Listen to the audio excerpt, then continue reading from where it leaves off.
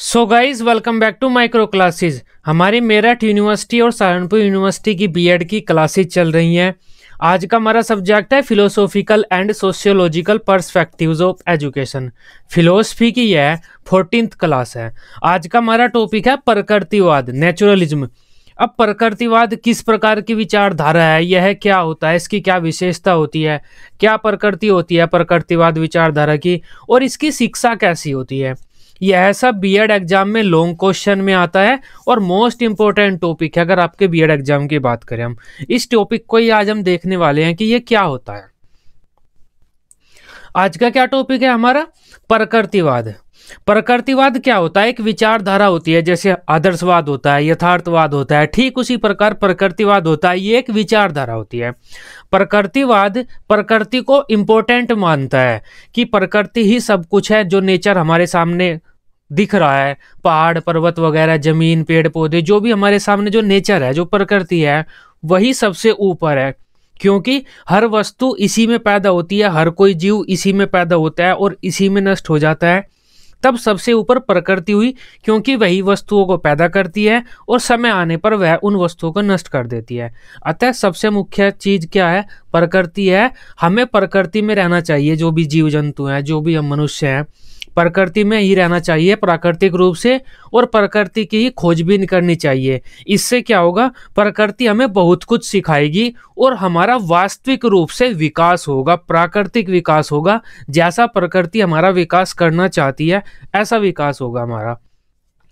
इसके अलावा अगर हम सामाजिक नियमों को ज़्यादा मानते हैं या सामाजिक नियमों में ज़्यादा बंध जाते हैं, प्रकृति की खोजबीन नहीं करते, अपनी प्रकृति में नहीं रहते, तो उससे क्या होगा? हमारा वास्तविक विकास नहीं होगा। क्योंकि जो सामाजिक नियम है, वे इंसान को प्रकृति से दूर समाज में ले जाते हैं और बंधनों में बांध देते हैं, जिससे जो एक बालक होता है या जो मानव होता है, वो अपने आसपास की प्रकृति की खोजबीन पूरी तरह से नहीं कर पाता, क्योंकि उसे सामाजिक नियमों ने बांध दिया है। इस वजह से उस बालक का विकास अच्छा नहीं हो पाता। प्रकृतिवाद क्या कहता है? प्रकृतिवाद बालकों को प्रकृति में रहने की प्रेरणा देता है, प्रकृति की खोजबीन करने की प्रेरणा देता है, प्रकृति को इम्पोर्टेंट मानता है। क्योंकि प्रकृतिवाद ये मानता है कि प्रकृति ही मनुष्य को सब कुछ सिखाती है। जो कुछ सिखाना चाहती है वह प्रकृति मनुष्य को सिखा देती है। अगर मनुष्य कोई गलती करता है तो प्रकृति उसे खुद दंड देती है। मुख्य तौर पर प्रकृति है, प्रकृतिवाद ये मानता है। जैसे कोई जानवर का बच्चा पैदा होता है ना, तो जानवर का बच्चा बिल्कुल स्वतंत्र होता है कुछ भी सीखने के लिए, कुछ भी करने के लिए। उसके पास पूरी प्रकृति होती है, पर्वत पहाड़ पानी नदी तालाब वगैरह, पेड़ पौधे होते हैं, सब कुछ होता है उसके पास। मतलब वह जो करना चाहता है कर सकता है। उसकी जो मम्मी होती है, उसकी जो समाज होता है, उस पर नियंत्रण नहीं रखता। उसे नहीं बताता कि आप पानी में मत जाओ, डूब कर मर जाओगे, पानी के पास मत जाओ, पेड़ की पतली सी टहनी पर मत जाओ, टहनी टूट जाएगी, आप नीचे गिर जाओगे। तो इस तरह के नियम कानून नहीं बनाते जानवरों के समाज और जानवरों के मम्मी पापा अपने बच्चों के लिए। उससे क्या होता है? जानवर अपनी प्रकृति का पूरी अच्छी तरह से खोजबीन करते हैं, उसका विश्लेषण करते हैं। पानी में जाना होता है, पानी में जाते हैं, पेड़ पर चढ़ते हैं, सब कुछ करते रहते हैं, अपनी प्रकृति की खोजबीन करते रहते हैं। इससे प्रकृति उन जानवरों को, उस बच्चों को बहुत कुछ सिखाती रहती है। ये बच्चा पेड़ पर चढ़ा, उसे फल मिल गया, तो प्रकृति ने बच्चे को सिखा दिया कि पेड़ पर चढ़ के फल मिलता है, उससे हमारी भूख शांत होती है। बच्चा पानी में गया, इसे प्यास लगी तो इसने पानी पी लिया। मतलब क्या हुआ? जिस तरह जानवर का बच्चा पैदा होता है और वह प्रकृति का पूरी बिना किसी टेंशन के फ्रीडम के साथ प्रकृति की खोजबीन करता है और प्रकृति उसे बहुत कुछ सिखाती रहती है। इससे उसका प्राकृतिक रूप से अच्छा विकास होता है। इसी तरह इंसानों का भी होना चाहिए। अगर यह बच्चा कोई गलती करेगा, कोई नियम तोड़ेगा, प्राकृतिक नियम, तब प्रकृति से खुद दंड दे देगी, इसे खुद सजा दे देगी। जैसे यह अगर बच्चा किसी पतली सी टहनी पर पहुंच जाता है, इसे पता तो नहीं है क्योंकि इसके मम्मी पापा इसे नहीं बताते हैं, तब यह टहनी टूट जाएगी या नीचे गिरेगा, इसे खुद पता चल जाएगा कि पतली सी टहनी पर नहीं जाया करते। अगर पानी में अंदर चला जाएगा, इसे सांस आना बंद हो जाएगा, ये खुद बाहर आएगा, इसे खुद पता चल जाएगा कि पानी में नीचे नहीं जाना चाहिए, हमें ज़्यादा देर पानी में नहीं रहना चाहिए, नहीं तो हमारी मृत्यु हो सकती है। तो ये बच्चा प्रकृति की खोजबीन करेगा और खोजबीन करते करते बहुत कुछ सीखता रहेगा। अच्छी चीज़ें, सब कुछ अच्छी चीज़ें ही सीखेगा। गलती करेगा तो तुरंत ही से दंड मिल जाएगा। इससे इस बच्चे का वास्तविक स्वतंत्र रूप से विकास होगा। इसके विकास में कोई भी बाह्यता तो बिल्कुल भी छेड़छाड़ नहीं करेगा, यह अच्छा होता है। प्रकृतिवाद इस पर ही बल देता है और इसी चीज को मनुष्य पर लागू करने के लिए कहता है। जैसे कोई बालक पैदा हुआ है तो प्रकृतिवाद कहता है कि इसे बिल्कुल स्वतंत्र छोड़ दो इस बच्चे को अपनी प्रकृति की खोजबीन करने के लिए। इस बच्चे पर आप ज्यादा नियम कानून मत लगाओ। अगर हम नियम कानून इस बच्चे पर लगाएंगे ना तो ये बच्चा स्वतंत्र होकर अपनी प्रकृति की खोजबीन नहीं कर पाएगा और इसका विकास जो प्राकृतिक पूर्ण रूप से अच्छा विकास होना था वह नहीं हो पाएगा। इस बच्चे की प्रकृति में आस पड़ोस की जो सारी प्रकृति है वह आ जाती है। जो भी चीजें इस बच्चे को दिख रही है वह इस बच्चे की प्रकृति में आ जाएगी। बच्चे को आप स्वतंत्र छोड़ दो। यह बच्चा किसी चाकू के साथ खेल रहा है तो खेलने दो, इसे मत रोको। इसे मत बताओ कि आपकी उंगली कट सकती है। अगर बच्चे की उंगली कट जाएगी तो इसे खुद ही पता चल जाएगा। मतलब प्रकृति खुद ही सिखा देगी जो उसे यह सिखाना चाहती है। आप मत सिखाओ। अगर आप सिखाओगे तो यह बच्चा उस काम को नहीं करेगा और इसका विकास अच्छे से नहीं होगा। यह बच्चा झाड़ियों में कहीं पर भी खेल रहा है तो खेलने दो, कहीं पर भी जा रहा है जाने दो। अगर इसे कांटा लगेगा इसे खुद पता चल जाएगा कि झाड़ी से कांटा लगता है और हमें झाड़ी के पास नहीं जाना चाहिए। मम्मी पापा और समाज के जो नियम कानून हम बच्चों पर थोप देते हैं ना वे अच्छे नहीं है।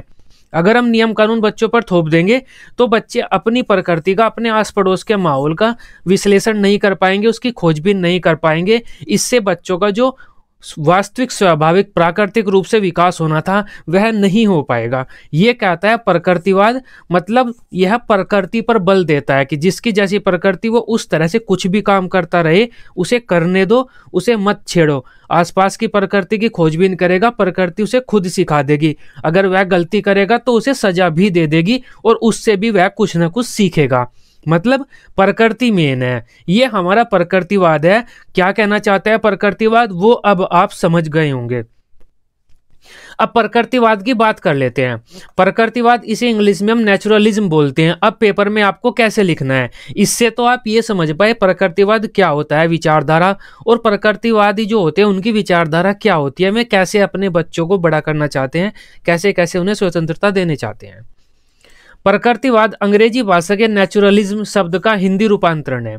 नेचुरलिज्म शब्द दो शब्दों से मिलकर बना है, नेचर तथा इज्म।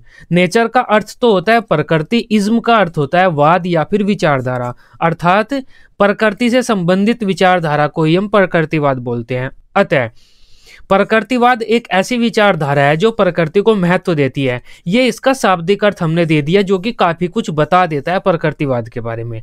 प्रकृतिवाद कैसी विचारधारा है जो प्रकृति को महत्व देती है, और वही बात हमने अभी क्लियर कर लिया कि प्रकृतिवाद प्रकृति को ही महत्व देता है। अब प्रकृतिवाद जो है ना ये प्रकृति को महत्व देता है, मतलब जो हमारे आसपास की चीजें हैं उन्हें ही महत्व देता है, यथार्थवाद की तरह ही। बस यथार्थवाद में नियम कानून बनाए गए हैं, उन नियम कानूनों को हमें मानना होता है। लेकिन प्रकृतिवाद में हम बच्चों को बिल्कुल फ्रीडम दे देते हैं। सबके साथ जो क्रिया करनी है, जो कुछ करना है आपको कर लो और खुद सीख लो जो भी आपको सीखना है। इन दोनों में ये अंतर है। प्रकृतिवाद भी भगवान आध्यात्मिक तत्व को नहीं मानता क्योंकि प्रकृति को ही मानता है, और प्रकृति कोई आध्यात्मिक तत्व या भगवान वगैरह तो नहीं है। इस वजह से प्रकृतिवाद भी भगवान वगैरह को नहीं मानता। आत्मा परमात्मा मोक्ष कुछ नहीं होता, बस हमारी प्रकृति ही सब कुछ है। यही है सब कुछ हमारे लिए तो, क्योंकि यही हमें पैदा करेगी और यही हमारा समय आने पर नष्ट कर देगी हमें। तो यही सब कुछ है हमारे लिए तो। प्रकृतिवाद को भौतिकवाद तथा पदार्थवाद की संज्ञा भी दी जाती है या संज्ञा दी जाती है। भौतिकवाद मतलब जो भौतिक संसार हमारे सामने है, पदार्थवाद मतलब जो पदार्थ हमारे सामने में, सब प्रकृति में ही तो होते हैं पदार्थ। तो प्रकृतिवाद को भौतिकवाद या फिर पदार्थवाद की संज्ञा दी जाती है। प्रकृतिवाद प्रकृति अथवा पदार्थ को सर्वप्रधान मानता है। इसके अनुसार प्रकृति ही इस जगत का आधार है। प्रकृति के अलावा इस जगत में कोई दूसरी सत्ता नहीं है। प्रकृति अपरिवर्तनशील है जो कभी नहीं बदलती, हमेशा बनी रहेगी प्रकृति, तथा सर्वशक्तिमान है।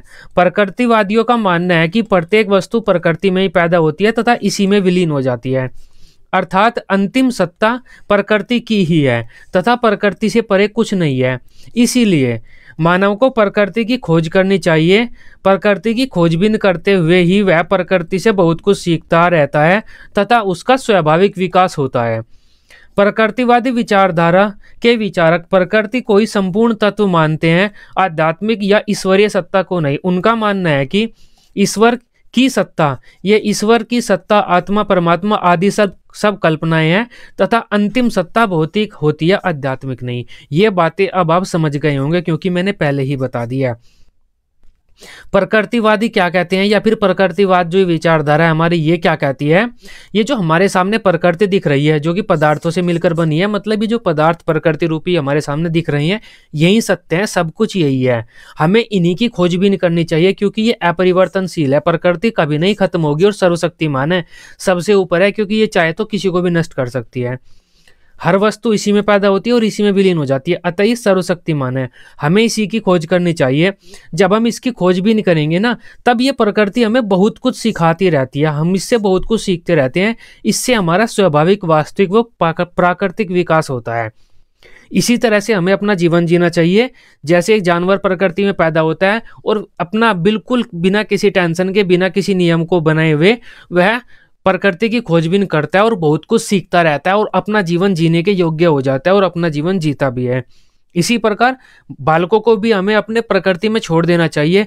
खुद प्रकृति की खोजबीन करेंगे, वे अपने नियम खुद बनाएंगे, खुद चीजें सीखेंगे, खुद ही ज्ञान प्राप्त करेंगे। इससे उन्हें खुद पता चल जाएगा कि हमें क्या करना है अपने जीवन में, या क्या चीज क्या करती है, किसका क्या काम है, किसका क्या नहीं है। प्रकृति उन्हें खुद सिखा देगी। आप उन्हें मत सिखाओ और उनके लिए नियम कानून मत बनाओ। नियम कानून बनाओगे आप उन्हें, अगर आप उन्हें ये कहोगे घर से बाहर मत निकलो, डॉगी को मत छेड़ो, काट लेगा, ये मत करो, वो कर लेगा, ये वो हो जाएगा, इससे बच्चे बिल्कुल स्वतंत्र होकर अपनी खोजबीन नहीं करेंगे और उनका वास्तविक विकास नहीं होगा। ये प्रकृतिवाद मानता है। और जो अंतिम सत्ता है वह आध्यात्मिक नहीं है, भौतिकी है, मतलब पदार्थों की है, प्रकृति की है। तो ईश्वर, आत्मा, परमात्मा सब कोरी कल्पनाएं हैं, ये प्रकृतिवाद कहता है। प्रकृतिवादियों के मतानुसार मनुष्य इस प्रकृति में ही पैदा हुआ है तथा इसी प्रकृति में ही उसे अपने जीवन को व्यतीत करना होता है। अतः मनुष्य को अपने आप को प्रकृति का एक हिस्सा मानना चाहिए तथा अन्य प्राणियों की भांति ही प्रकृति में रहकर प्राकृतिक रूप से जीवन जीना चाहिए। प्रकृतिवादी मनुष्य पर बाह्य नियंत्रण को सही नहीं मानते। उनका मानना है कि प्रत्येक मनुष्य की अपनी प्रकृति होती है, हमें उसे अपनी प्रकृति के अनुरूप जीवन जीने के लिए छोड़ देना चाहिए, उस पर किसी भी प्रकार के नियम नहीं थोपने चाहिए। दूसरे शब्दों में प्रकृतिवादी मनुष्य किन्हीं भी सामाजिक नियमों एवं आध्यात्मिक बंधनों में जकड़कर नहीं रखना चाहते। प्रकृतिवादी मनुष्य को, ये को है, प्रकृतिवादी मनुष्य को किन्हीं भी सामाजिक नियमों में या फिर आध्यात्मिक नियमों में जकड़कर नहीं रखना चाहते। उनका मानना है कि सामाजिक नियम मनुष्य को प्रकृति से दूर ले जाते हैं, अतः वे उसे पूर्ण रूप से स्वतंत्रता प्रदान करते हैं जिससे वह स्वयं अपने अनुसार प्रकृति की खोज कर सके, क्योंकि प्रकृति ही सभी प्राणियों के लिए सबसे अच्छी शिक्षक होती है, वह उन्हें ज्ञान प्रदान करती है। इसके अलावा कोई प्राणी गलती करता है, कोई नियम तोड़ता है तो प्रकृति ही उसे सजा भी देती है। तो ये सब कुछ मैं आपको पहले ही बता चुका हूँ। प्रकृतिवादी क्या कहते हैं कि मनुष्य प्रकृति में ही पैदा होता है और उसी में नष्ट हो जाता है।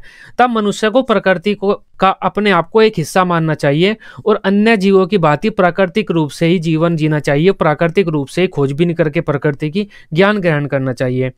प्रकृतिवादी क्या कहते हैं कि मनुष्य को सामाजिक नियमों या फिर आध्यात्मिक नियमों में मत जकड़ कर रखो।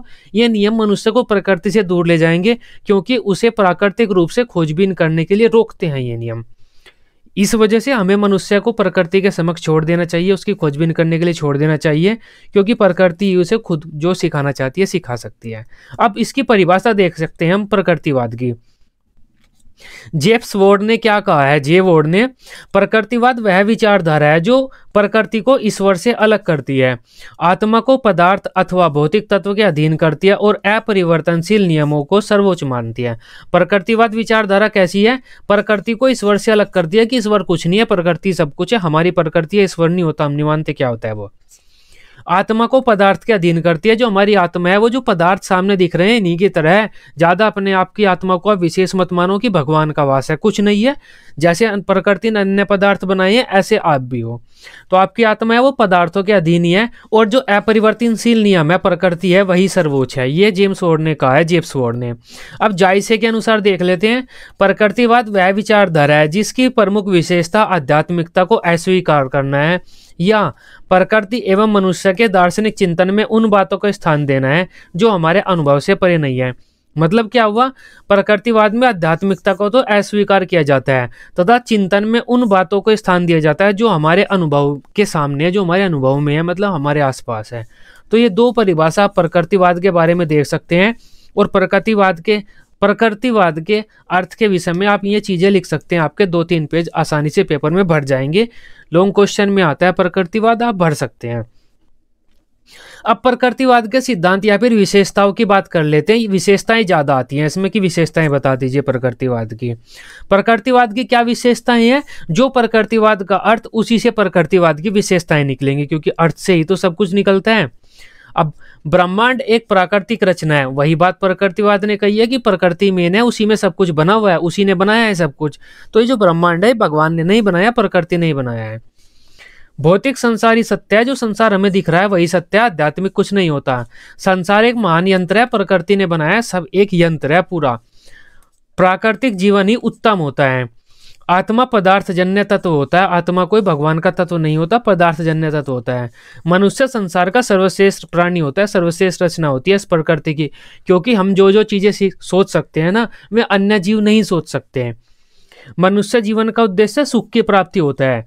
वही बात आ जाती है, प्रकृति चीजों सिखाती है मनुष्य को, जिससे कि मनुष्य फल की प्राप्ति कर सके, कष्टों से दूर रख सके। अगर कोई पतली डंडी है उस पर न बैठे, टूटेगा तो चोट लग जाएगी। तो प्रकृति इस तरह का ज्ञान देती है प्राणियों को, जिससे कि वे सुख की प्राप्ति कर सके।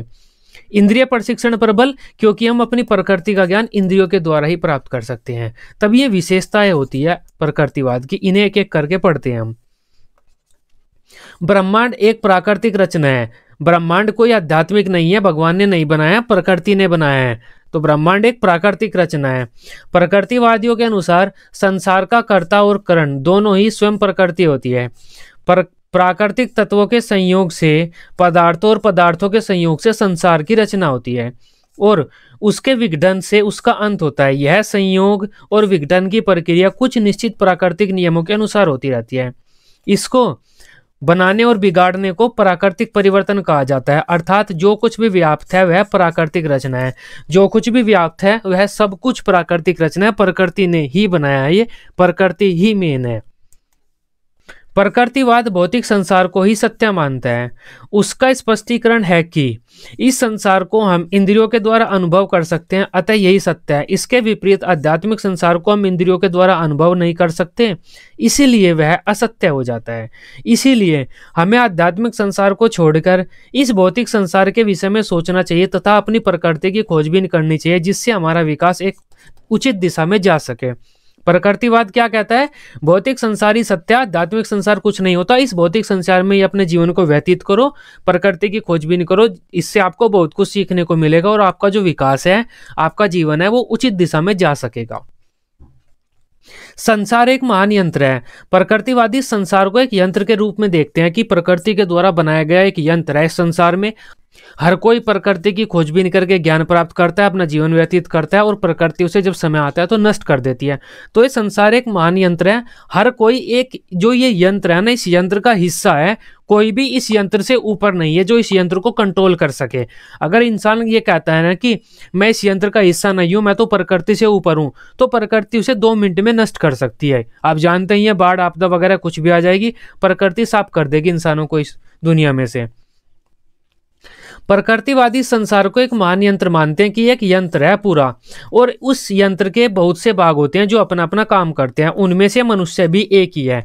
उसे प्रकृति में ही अपनी भूमिका को अदा करना चाहिए और उसे अपने आप को प्रकृति से पढ़कर या प्रकृति से ऊपर नहीं समझना चाहिए, क्योंकि वह प्रकृति में पैदा हुआ है और प्रकृति में ही नष्ट हो जाएगा। प्राकृतिक जीवन ही उत्तम है, सामाजिक जीवन सही नहीं है, सामाजिक नियम कानून सही नहीं है, प्राकृतिक जीवन ही उत्तम है। अतः हमें प्रकृति में जाना चाहिए और प्राकृतिक जीवन जीना चाहिए। जैसे जीव जंतु प्राकृतिक जीवन जीते हैं, उन पर कोई नियम कानून नहीं बनाता उनका समाज, तो उनका जीवन हमसे अच्छा होता है, ये मानते हैं प्रकृतिवादी। प्रकृतिवादियों के अनुसार ईश्वर, आत्मा, समाज, सभ्यता एवं संस्कृति आदि ने मानव को प्रकृति से दूर किया है। मनुष्य की प्रकृति अपने आप में ही उत्तम होती है, क्योंकि प्रकृति ने मनुष्य को बनाया तो अपने आप में ही पूर्ण बनाया है मनुष्य को, उसमें कोई कमी नहीं छोड़ी प्रकृति ने। तब मनुष्य की जो प्रकृति नेचर ने बनाई है ना, वो अपने आप में ही पूरी है। तो मतलब क्या है, मनुष्य अपने आप में ही उत्तम है। मानव आत्मरक्षा चाहता है और यह भी चाहता है कि उसके कार्य में कोई बाधा न आए। मानव की प्रकृति में छल कपट द्वेष आदि नहीं है। अतः मानव को सामाजिक जीवन से हटकर प्राकृतिक जीवन की तरफ लौटना चाहिए, क्योंकि प्रकृति के द्वारा दिया हुआ जीवन अपने आप में उत्तम होता है। उसे सामाजिक नियमों के द्वारा उत्तम नहीं बनाया जा सकता, क्योंकि वह पहले ही उत्तम होता है। तब हमें प्राकृतिक जीवन जीना चाहिए, सामाजिक नहीं ज्यादा। आत्मा पदार्थ जन्य तत्व है। अब आत्मा कोई आध्यात्मिक तत्व नहीं है, पदार्थ जन्य तत्व है, ये प्रकृतिवाद कहता है। प्रकृतिवाद आत्मा के आध्यात्मिक स्वरूप को स्वीकार नहीं करता। उसका स्पष्टीकरण है कि यह संसार प्रकृति द्वारा निर्मित है और यह निर्माण कार्य निश्चित प्राकृतिक नियमों के अनुसार होता है। इसके पीछे किसी आध्यात्मिक शक्ति परमात्मा की कल्पना करना एक मिथ्या ही विचार है। प्रकृतिवादियों के अनुसार परमाणु में स्थित इलेक्ट्रॉन, प्रोटॉन, न्यूट्रॉन की गतिशीलता जड़ में जीव और जीव में चेतन का विकास करते हैं। अतः आत्मा कोई आध्यात्मिक जीव तत्व नहीं है, बल्कि एक पदार्थ जन्य तत्व है, जिसका निर्माण भी प्रकृति में ही होता है, प्रकृति के द्वारा ही किया जाता है। तब आत्मा कोई भगवान से संबंधित चीज नहीं है, प्रकृति से संबंधित चीज ही है, मतलब पदार्थ से संबंधित ही एक तत्व है। जैसे इलेक्ट्रॉन, प्रोटॉन और न्यूट्रॉन मिलकर सभी पदार्थों का निर्माण करते हैं, उसी प्रकार से आत्मा का भी निर्माण हुआ है और प्रकृति में रहकर ही हुआ है। तो ये एक पदार्थ जन्य तत्व है, भगवान जन्य या आध्यात्मिक जन्य तत्व नहीं है, आध्यात्मिक तत्व नहीं है। मनुष्य संसार की सर्वश्रेष्ठतम रचना है। मनुष्य संसार की सबसे सर्वश्रेष्ठ रचना है। इस बात को अधिकांशवाद बोलते हैं। जो हमारा यथार्थवाद है वह भी यही बात कहता है कि मनुष्य संसार की सर्वश्रेष्ठ रचना है। जो हमारा आदर्शवाद है वह भी यही बात कहता है कि मनुष्य संसार की सर्वश्रेष्ठतम रचना है। प्रकृतिवाद भी यही बात कहता है, क्योंकि प्रकृति में जो प्रकृति के द्वारा जो भी जीव जंतु पैदा किए हैं ना, मनुष्य उनमें सर्वश्रेष्ठ है। अगर हम कुछ जीवों की बात करें, जैसे पक्षियों को ले ले, पक्षी होता है एक, तो इसके अलावा शेर को ले ले, इसके अलावा बंदर को ले ले, हमने बंदर ले लिया, तब अगर हम इनमें तुलना करें ना तो हमें शेर सबसे उत्तम लगेगा। इसी प्रकार अगर हम सभी जीवों की बात करें ना, उनमें हमें इंसान सबसे उत्तम लगेगा। अगर हम इंसान को भी पशु समझें, क्योंकि प्रकृतिवादी शुरुआत में इंसान को पशु ही समझते हैं कि उसे कोई ज्ञान नहीं होता, प्रकृति उसे ज्ञान देती है और इंसान बनाती है। तो अगर हम सभी पशुओं में इंसान को पशु मानकर चलें तो सबसे श्रेष्ठ पशु होगा इंसान, ये माना जाता है। प्रकृतिवाद मनुष्य को जन्म से पूर्ण तो नहीं मानते, पर उसे संसार की श्रेष्ठतम रचना मानते हैं। भौतिक विज्ञानवादी जो प्रकृतिवाद है, क्योंकि प्रकृतिवाद भी अलग अलग होते हैं। भौतिक विज्ञानवादी प्रकृतिवाद के अनुसार मनुष्य संसार का सर्वश्रेष्ठ पदार्थ होता है। यंत्रवादी प्रकृतिवाद के अनुसार मनुष्य संसार का सर्वश्रेष्ठ यंत्र होता है। जीव विज्ञानवादी प्रकृतिवाद के अनुसार मनुष्य संसार का सर्वोच्च पशु होता है।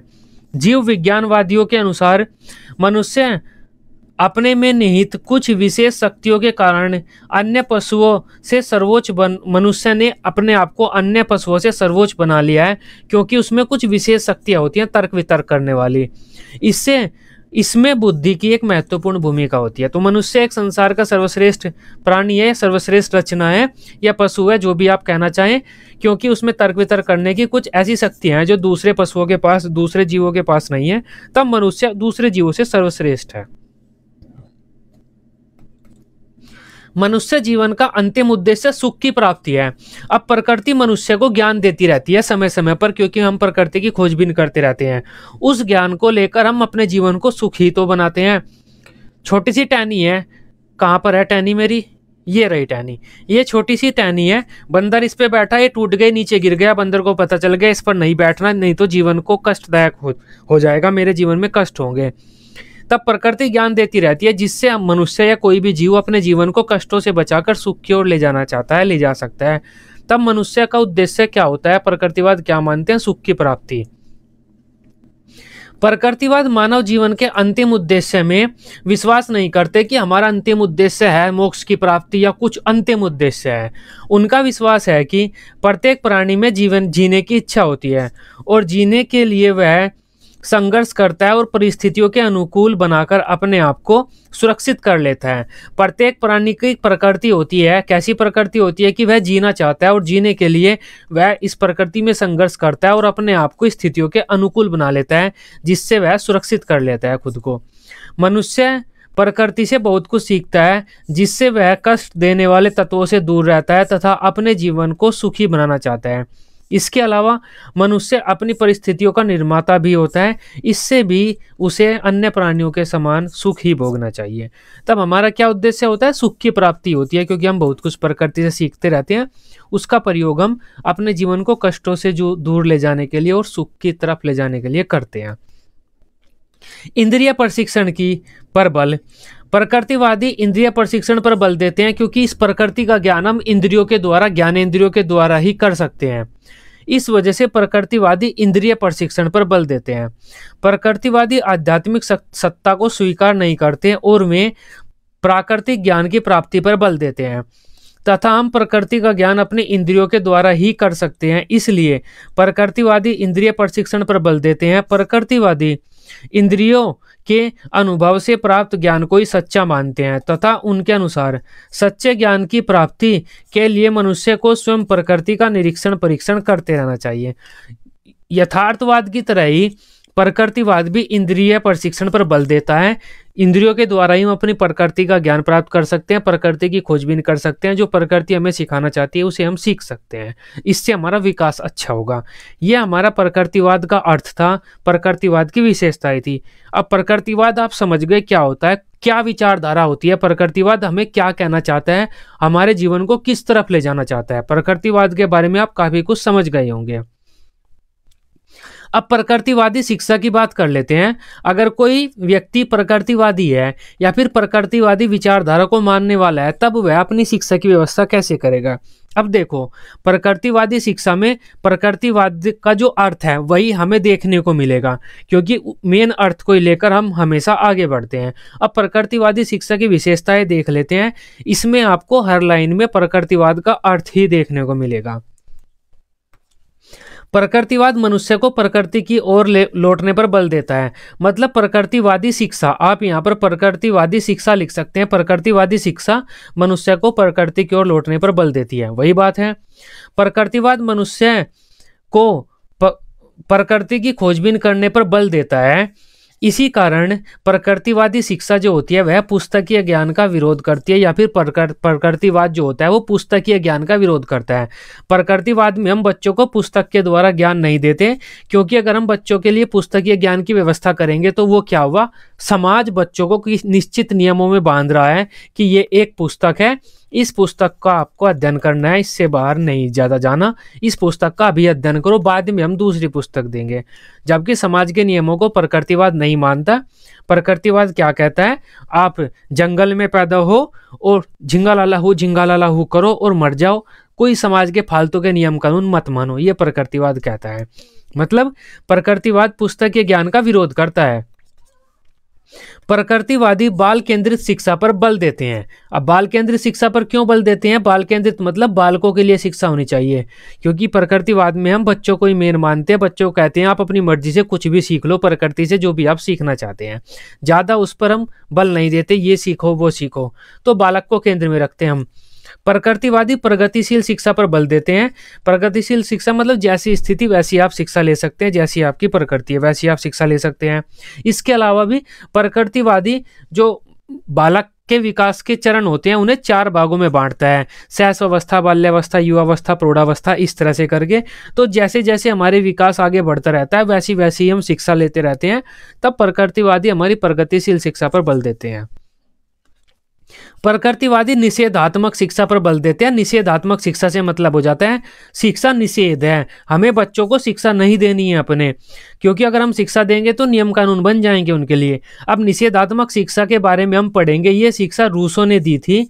अब रूसों के बारे में तो हम पूरा एक लॉन्ग क्वेश्चन पढ़ेंगे, निषेधात्मक शिक्षा क्या थी, आप वहां पर पढ़ लेना और बाद में यहाँ पर लिख देना आप अपने पेपर में।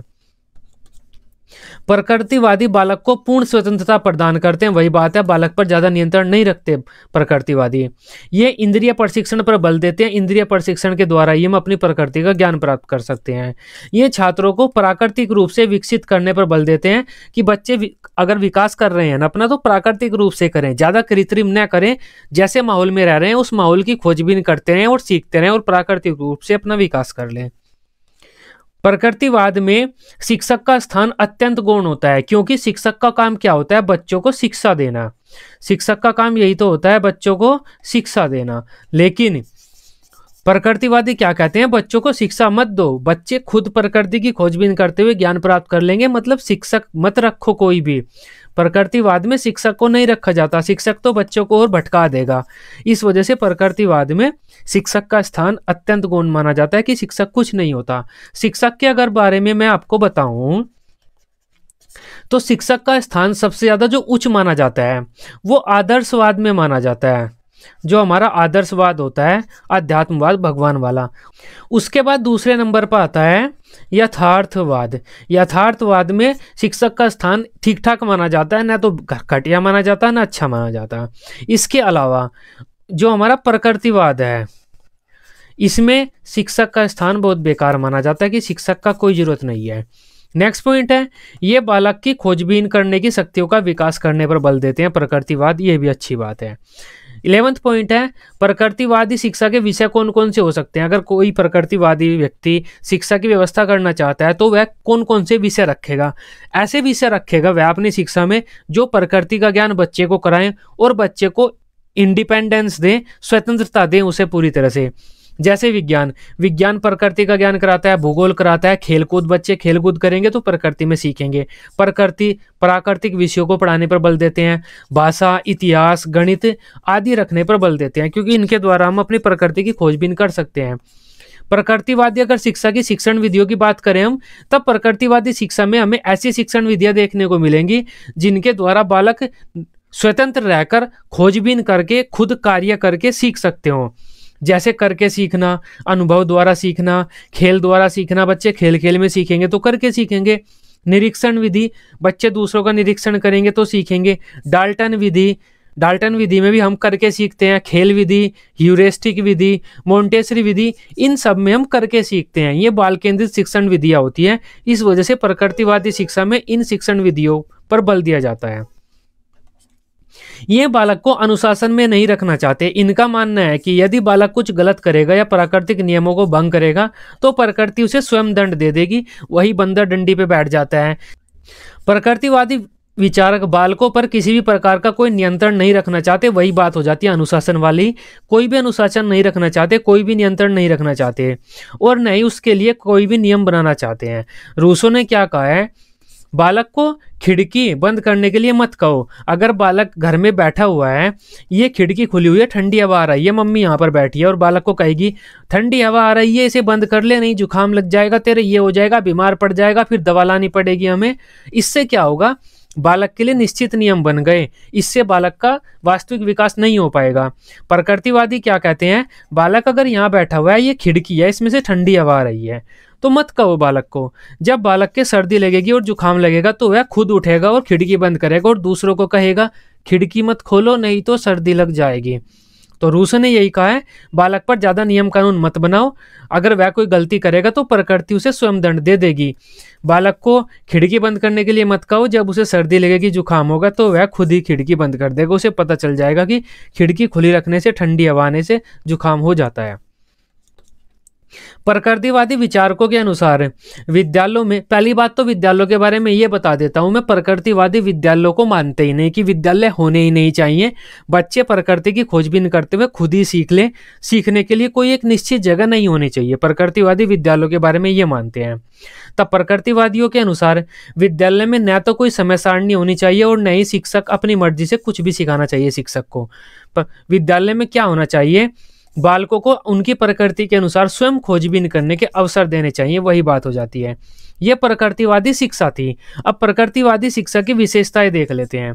सबसे पहली विशेषता क्या हो जाती है, छात्रों में प्राकृतिक ज्ञान का विकास करना। दूसरी विशेषता क्या हो जाती है, छात्रों को व्यवहारिक ज्ञान प्रदान करना। व्यवहारिक मतलब उनके जीवन से संबंधित जो ज्ञान उन्होंने खुद स्वयं करके खोजबीन करके प्राप्त किया है, उसे हम व्यवहारिक ज्ञान कहते हैं। छात्रों के खोजबीन कौशलों का विकास करना। मानव को पूर्ण यंत्र बनाना। पूर्ण यंत्र मतलब प्रकृति का ही एक भाग है तो उसी में रहे और उसकी खोजबीन करके सीख ले। बच्चों को भावी जीवन के लिए तैयार करना मतलब आगामी जीवन के लिए तैयार करना। बालकों को वातावरण के साथ अनुकूलन करना सिखाना। बालक के व्यक्तित्व का प्राकृतिक रूप से विकास करना। बालक को सुख की प्राप्ति की ओर ले जाना। ये प्रकृतिवादी शिक्षा की विशेषताएं होती हैं। ये सारी विशेषताएं पीछे से ही आई हैं और इन सब पॉइंट को हम पहले ही कवर कर चुके हैं। ये प्रकृतिवाद था हमारा। क्या प्रकृतिवाद होता है, क्या उसकी शिक्षा होती है, किस प्रकार शिक्षा की व्यवस्था प्रकृतिवादी चाहते हैं और प्रकृतिवाद क्या मानता है, क्या उसकी विचारधारा होती है, ये अब आप समझ गए।